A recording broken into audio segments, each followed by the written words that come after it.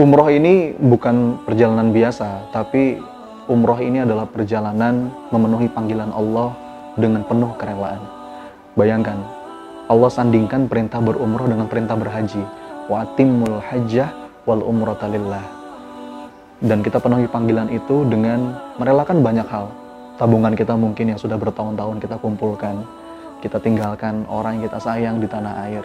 Kita mengorbankan fisik kita, tenaga kita. Tidak mudah, tidak murah. Maka pantaslah kalau kita sebut umroh sebagai perjalanan cinta seorang hamba.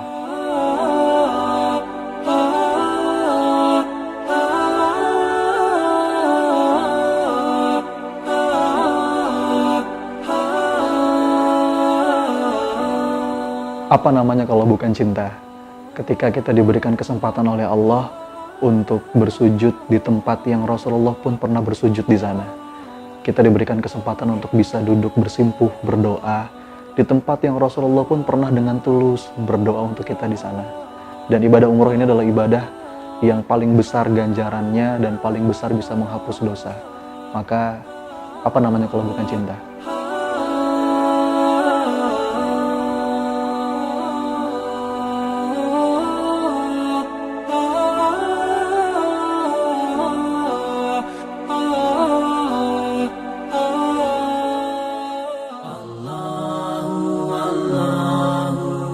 Layaknya ibadah yang lain, tiap rukun dalam umroh juga punya banyak sekali hikmah, banyak sekali inspirasi yang bisa kita ambil untuk kita bawa pulang setelah selesai dan kita kembali ke tanah air.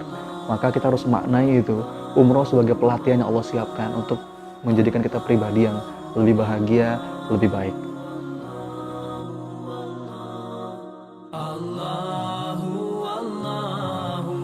Dari sekian banyak hikmah yang bisa kita ambil dalam rukun umroh, kita batasi setidaknya ada 2 outcome atau harapan yang diharapkan bisa kita bawa pulang setelah kita kembali ke tanah air. Dan supaya memudahkan kita bentukin dalam sebuah model yang kita sebut sebagai PPA Tour and Training Model. Ada 5 rukun umroh: ihram, tawaf, sa'i, tahallul, dan tertib. Bedanya dengan haji, umroh tanpa wukuf. Dan tiap rukun ini punya banyak sekali hikmah, spirit, dan inspirasi yang harus kita maknai dengan benar. Jadi mari kita bahas satu persatu.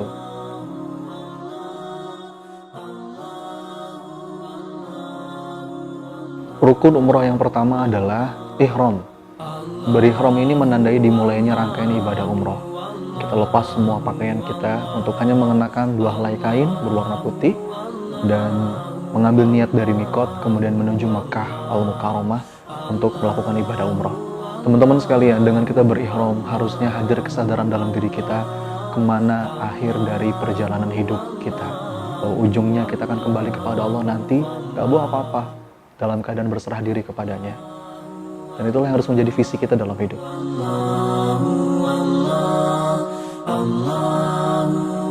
Dengan berihram kita belajar meninggalkan dunia sebelum kita meninggal dunia. Kita melepas semua atribut keduniaan, karena bukan itu visi kita. Nah, sebaik-baiknya visi adalah menjadi hamba yang berserah diri kepadanya. Berihram artinya kita bertekad dengan kesediaan hati untuk menjadi hamba yang patuh dengan semua ketentuannya.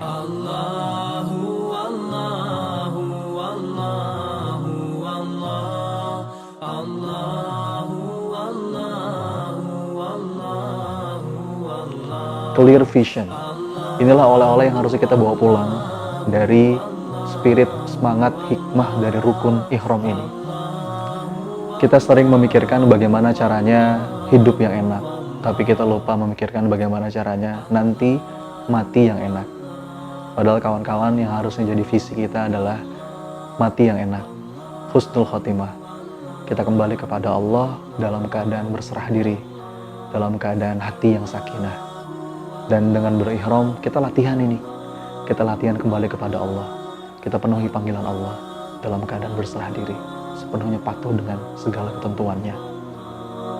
Allahu Allahu Allahu Allah Allahu Allahu Allah. Dalam rukun ihram ini juga kawan-kawan, kita belajar satu hal tentang self-controlling. Nah, setelah visi kita benar, arah kita benar, tujuan kita benar, maka hal berikutnya yang harus kita hadirkan dalam diri adalah kemampuan, keterampilan untuk bisa mengendalikan diri, jihadun nafs. Ihram itu berasal dari kata ahromu, yuhrimu, ihram, terlarang, tercegah.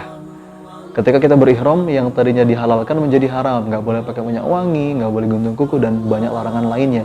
Tujuannya apa? Allah ingin melatih kita untuk menjadi hamba yang terampil mengendalikan diri. Dan ini modal yang sangat penting yang bisa membuat kita sampai kepada tujuan kita nanti. Di sepanjang perjalanan kita menuju visi kita, akan ada banyak sekali godaan, ujian yang bisa membuat kita keluar dari track. Oleh karena itu pentingnya kita harus terus melatih diri, punya kemampuan self-control. Dan dalam rangkaian ibadah umroh, kita harus jaga ini selama kita berihram. Sepanjang kita berihram, kita harus bisa mengendalikan pikiran kita, mengendalikan mata kita, mengendalikan lisan kita. Dan harusnya spirit ini kita bawa sampai kita pulang nanti. Maka maknailah kawan-kawan, berihram sebagai sarana kita melatih diri untuk bisa menjadi pribadi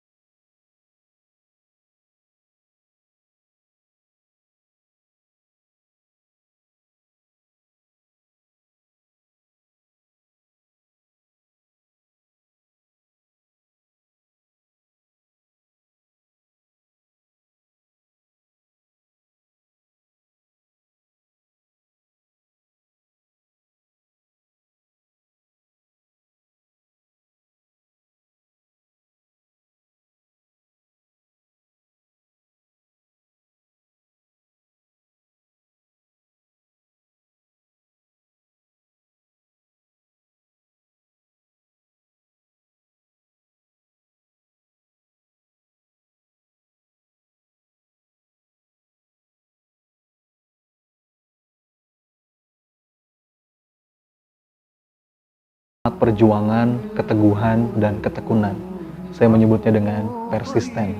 Spirit Sai adalah semangat untuk memberikan dan mempersembahkan yang terbaik untuk Allah, bukan untuk yang lain. Dan dari sinilah lahirnya kualitas.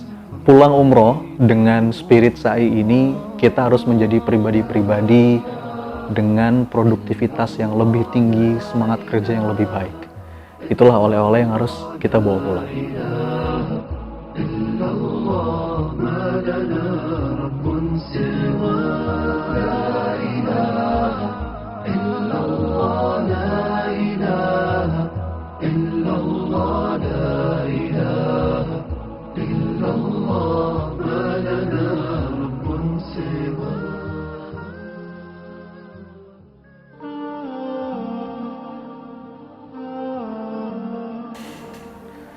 Yang harus kita pahami juga, ikhtiar yang akan ditolong oleh Allah adalah ikhtiar yang berbalut dengan ketenangan.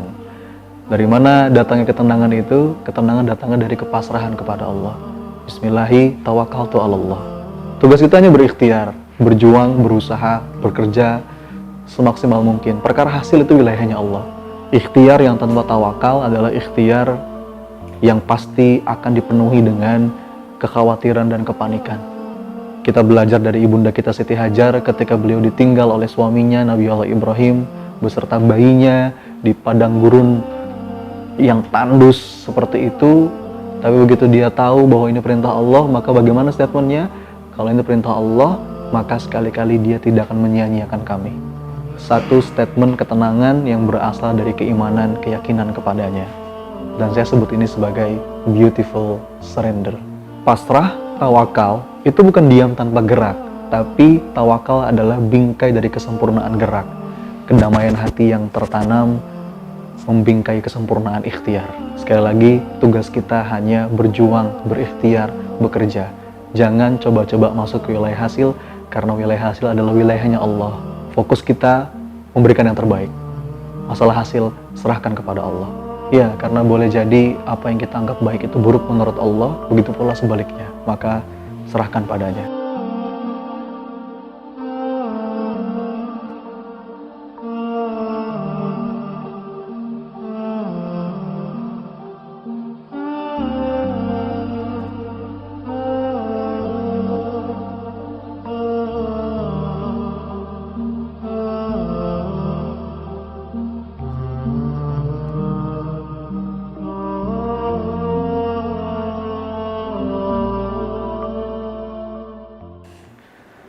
Rukun umroh berikutnya adalah bertahalul.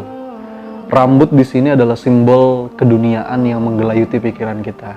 Maka ketika kita memotong rambut kita, itu artinya kita berupaya untuk melepaskan diri kita dari fokus keduniaan menuju fokus menggapai ridhonya Allah dan cintanya Allah. Dan untuk itu semua kita butuh keikhlasan.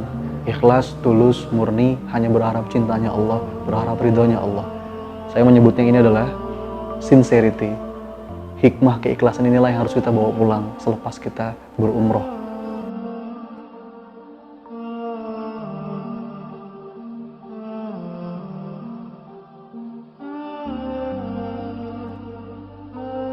Maka harapannya berikutnya setelah tahallul bukan hanya wajah baru, rambut baru, tapi betul-betul diri yang baru. Inilah yang saya sebut sebagai self transformation. Selepas rangkaian ibadah umroh ini, kita harus bisa bertransformasi menjadi pribadi yang lebih baik. Mudah-mudahan menjadi pribadi yang berkah, pribadi yang bahagia.